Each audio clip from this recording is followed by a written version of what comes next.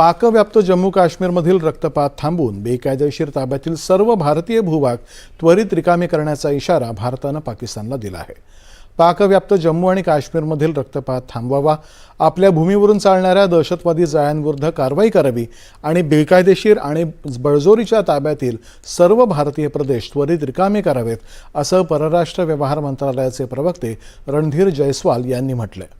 पाकिस्तानच्या परराष्ट्र व्यवहार मंत्र्यांनी यौम-ए-इस्तेसाल म्हणून पाळल्या जाणाऱ्या दिवसाबाबत केलेल्या टिप्पणीवरती प्रसारमाध्यमांनी विचारलेल्या प्रश्नांना उत्तर देताना पाकिस्तानच्या अशा दिखाव्यांमुळे जगाची फसवणूक होणार नाही असं जयस्वाल म्हणाले। पाकिस्ताननं यौम-ए-इस्तेसाल पाळण्याच्या केलेल्या प्रयत्नांचा भारताने स्पष्टपणे इन्कार केलाय। भारताच्या पूर्णपणे अंतर्गत बाबींवरती भाष्य करण्याचा पाकिस्तानला कोणताही अधिकार नाही असंही ते म्हणाले। खोट्या गोष्टी पसरवण्याचे पाकिस्तानचे हताश प्रयत्न हे केवळ त्यांच्या मानवाधिकारांच्या दयनीय स्थितीवरून आणि दहशतवादाचं जागतिक केंद्र म्हणून असलेल्या त्यांच्या स्थानावरून आंतरराष्ट्रीय लक्ष विचलित करण्याच्या उद्देशानं केलं जात आहे।